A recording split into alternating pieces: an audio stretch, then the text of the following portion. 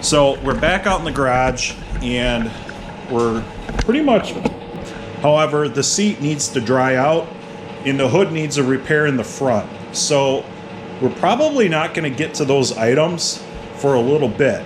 However, it would be nice to at least get the snowmobile operational, and we're going to get it operational here hopefully very shortly. I do have our new replacement coil that is ready to be installed. We're going to do that. We're going to verify that we have spark, and then if we do have spark, then we're going to go back together and we're going to put gas in it and we're going to see what we have. So let's get to work.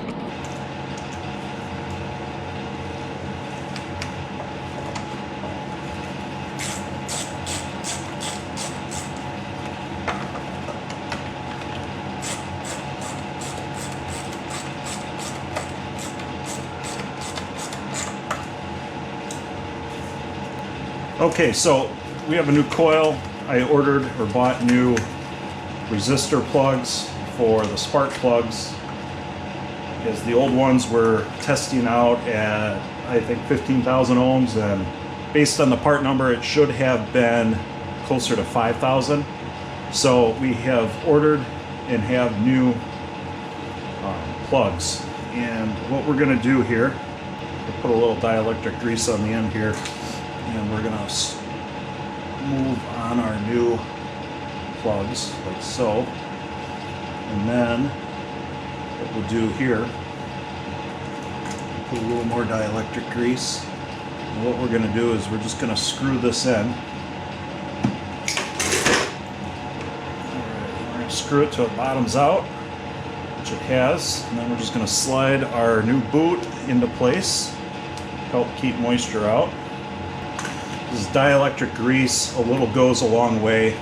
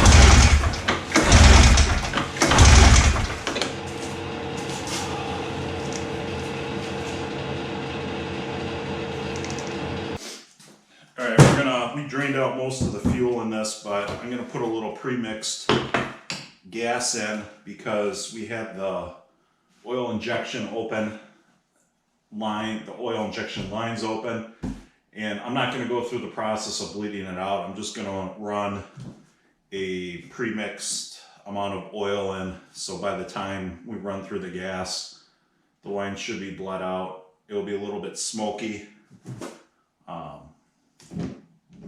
But it should be all right.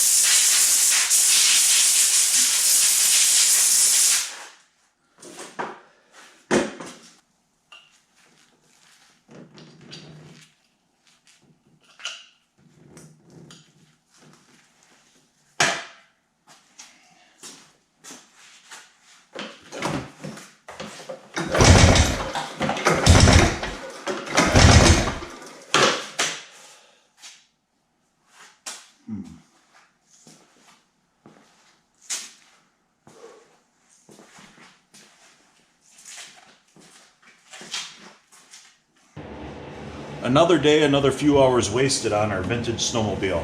What I have determined with our situation on this, I have flooded the crankcase through the pulse port, or through the pulse pipe. And the reason I did this was because when I hooked up the hoses, I looked in the manual and saw what I had interpreted as the pulse pipe being hooked up to the top port. However, after looking at some of my videos that I've made in the past, that was actually not true. The pulse port was on the... And the whole reason why I ended up inspecting the situation on the fuel pump is because we had what appeared to have fuel through the pulse pipe. So we're going to go ahead, we're going to switch that around. We need to try to get this engine, hopefully we drain out some of the fuel from the crank pipe.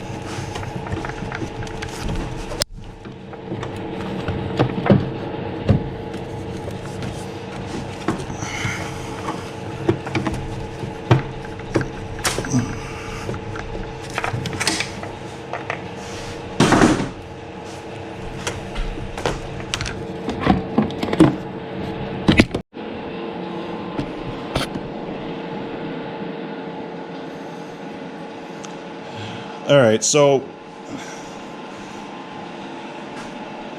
this snowmobile's been a hot mess, and what we have done is we got it to the point where we now have spark, and I didn't have spark before, so it was safe to assume we had something going on there. However, it looks like at some point I swallowed a mouse nest, and there we go. So these are the reed valves, and I'm gonna have to clean those up. Got this one stuff in it too, and we'll go for a little ride in here.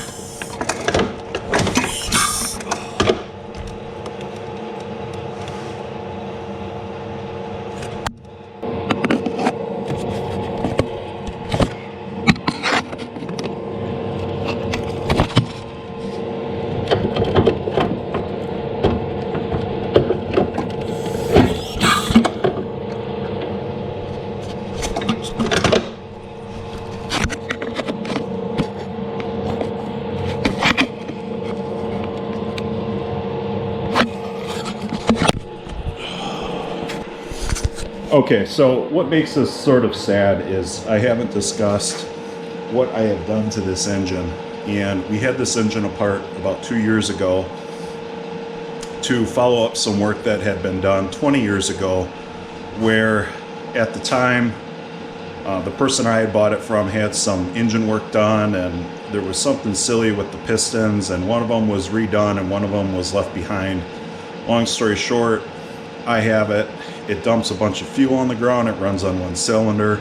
I end up taking it apart and find that our cylinder, it was bored 20 over, but for whatever reason a standard piston was put into it.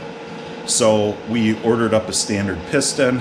I lightly honed the jug, put new rings and everything, both cylinders, and we replaced the upper end seals, and the thing ran fantastic. And I guess long story short, I don't know when I sucked up or how, if this mouse nest has been in the thing for a while or if it was between uses.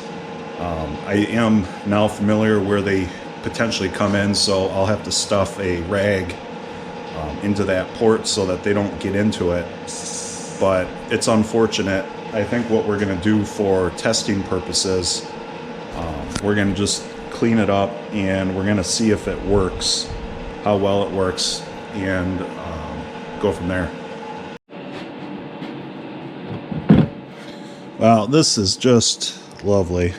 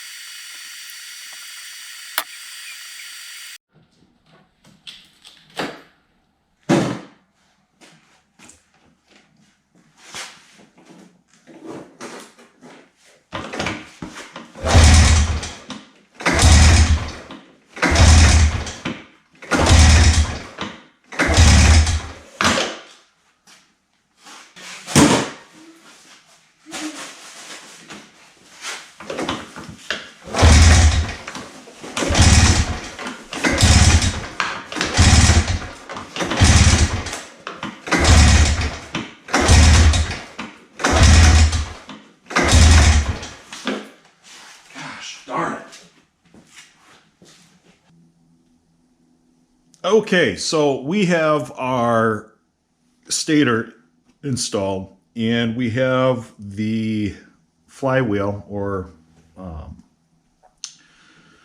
the flywheel portion that holds the magnets. So this engine has been apart a few times. What we are going to do is we're going to verify that we are somewhat close on our timing. And we're going to do that by checking to verify that we are at top dead center. And the manual for Yamaha at the time for this engine called for 1.5 millimeters before top dead center using a dial indicator. And unfortunately, we do not have a dial indicator. And even if I had a dial indicator, it probably wouldn't reach down into our cylinder. So what we're going to do here, right about there, and that keyway is showing right parallel with the pistons. So this is going to be top dead center. So we're going to stick our gauge down here. All right, like so. We're going to zero it out. Now, what we're going to do is I'm going to hold the base here. Okay, we are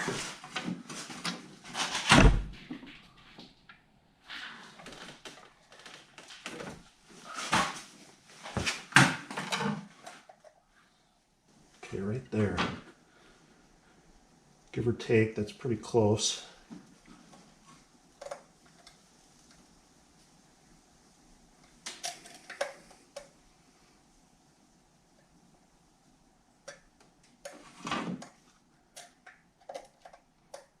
Okay.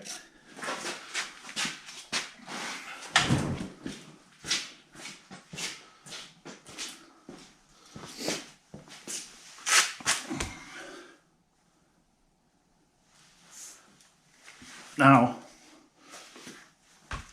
there is a mark on this flywheel right here, and we're going to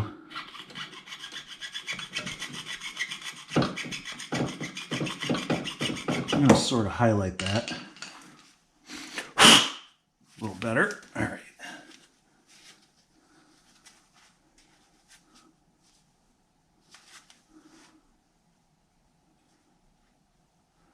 Okay, now the next thing I need to do before we move this any further is we're going to mark this so that we have some sort of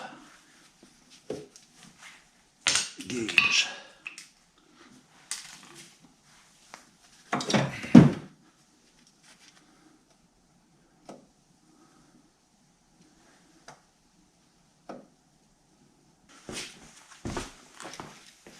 Okay, we are simply making a reference point from the keyway to the body of the snowmobile in case I go and put this on and accidentally move it.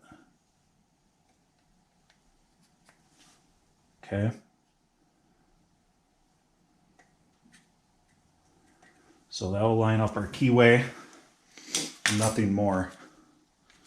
And then what we're going to do is I'm going to highlight this mark here.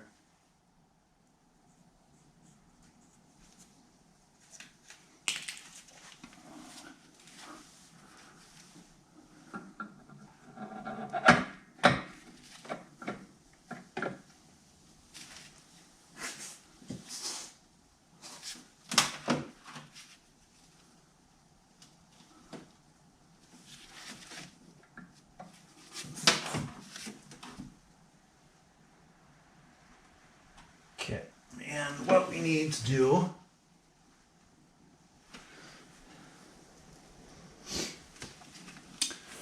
we need to go forward.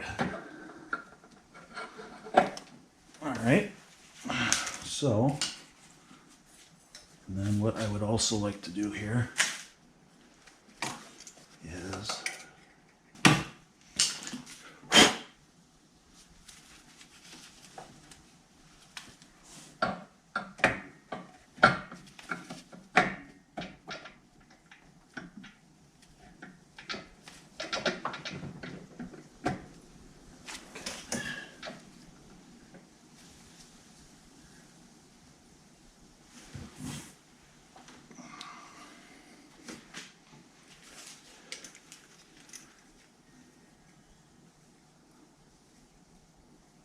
That's pretty close. So what I'm going to do one more time here is we're going to verify this again, since it's not really all that easy to take that apart. Although I did put some new hardware in so that we should be able to adjust it without pulling everything apart, but nonetheless. All right, here.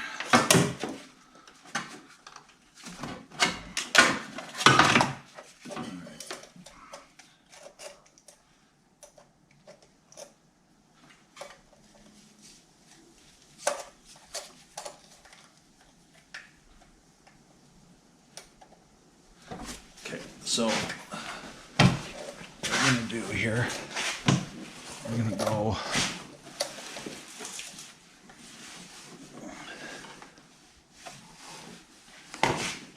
I'm going to zero it out. And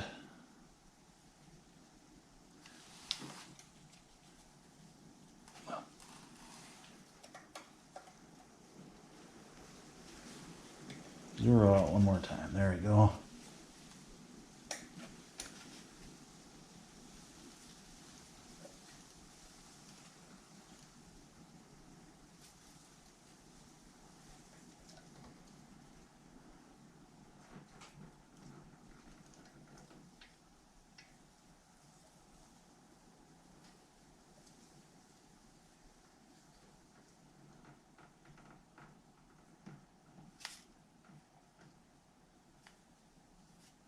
Okay, so we go 133, 113,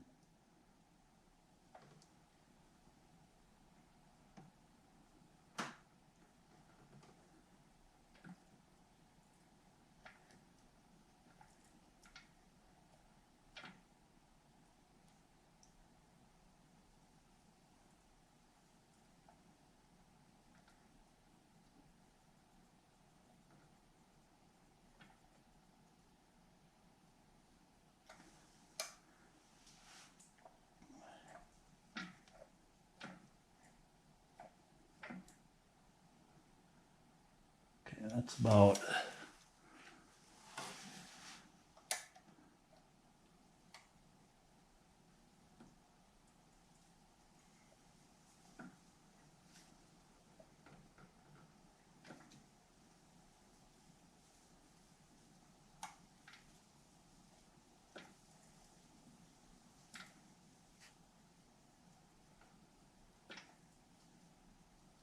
okay, so we're at 22 millimeters right there. Okay, so we're going to go back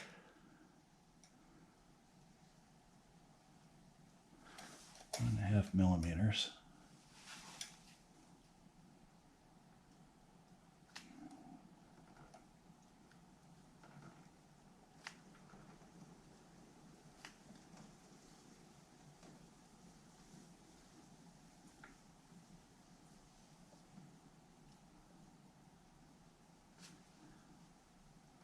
Okay, that's good right there. Let's see what we got.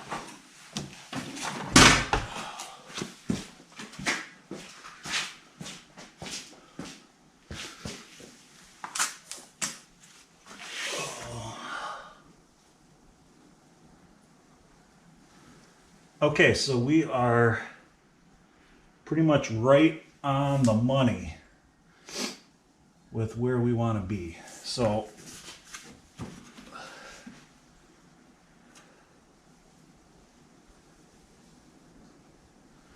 we are 1.5 millimeters before top dead center. We are out in the garage again, and what we are working on today is that last night I was out here till about midnight adjusting the timing with our stator. To prove this theory, what we're going to do first is we're going to verify what voltage we have at our trigger wire. We shouldn't be that far off. We have a healthy spark. In fact, I would say it's very healthy. So that's why I've kind of continued to plug along at this, trying to figure out exactly what's going on. Because this engine should be starting, and we have all these components that, you know, when put it together, it should be starting. So that's what we're going to figure out today.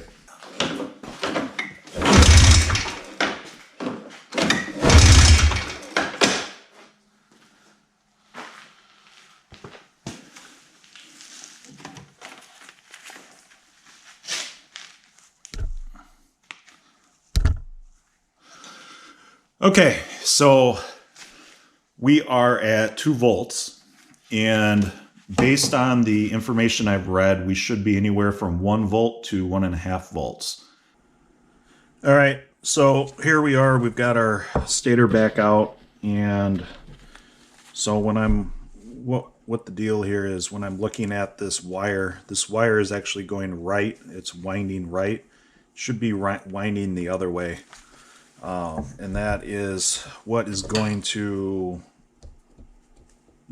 signify our polarity. Unfortunately, very amateurish. I should have caught it. Would have saved quite a bit of time, but oh well. So what I'm going to do here in the meantime,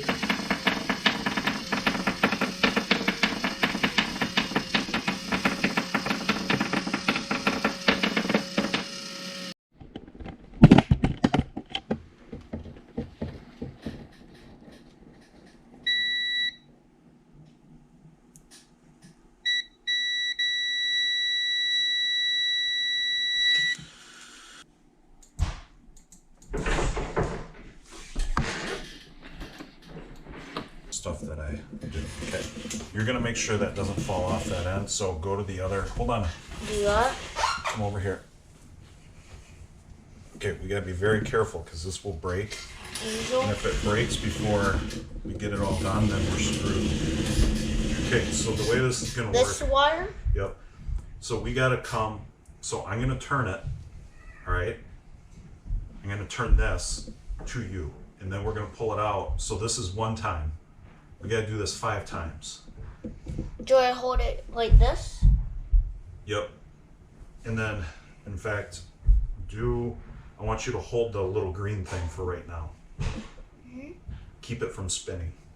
Okay? That's all you have to do. It's kind of boring. It's kind of tedious. And I wish I could be designing a home. But welcome back to Fact to Tum Life. We are out in the garage, and I am back working on the snowmobile. So what I've gone ahead and done is we had this all apart. I had the stator out. I've gone ahead and repaired our coil for the stator.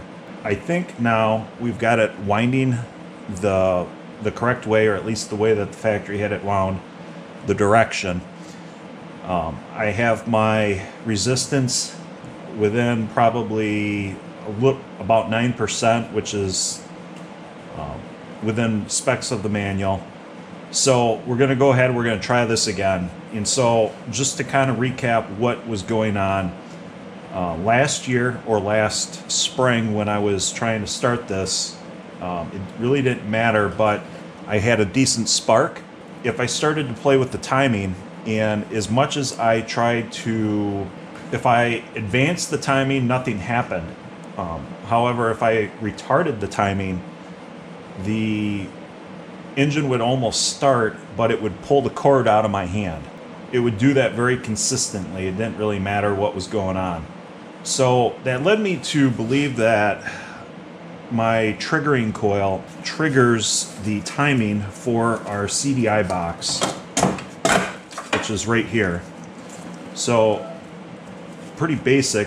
What happens is that electrical current charges a capacitor in here, and when the triggering coil activates, it releases the spark, or it releases the energy to the coil, where the coil steps it up and creates a spark on the spark plugs. And my theory at that time was that, well, one, the energy that was being created by the coil for the triggering coil was higher than what it should have been. The way that I wound the coil could affect the polarity of how it occurred. So this was an AC waveform. So if I'm going like you have a lower dip, and then you come up and you do an upper dip. If that upper was where the lower should have been and it's reversed, in theory, I could have been hitting the spark sooner. The other option here that I don't have proof of, but what I discovered later on was that for some reason my resistance was not remotely close to what it should have been.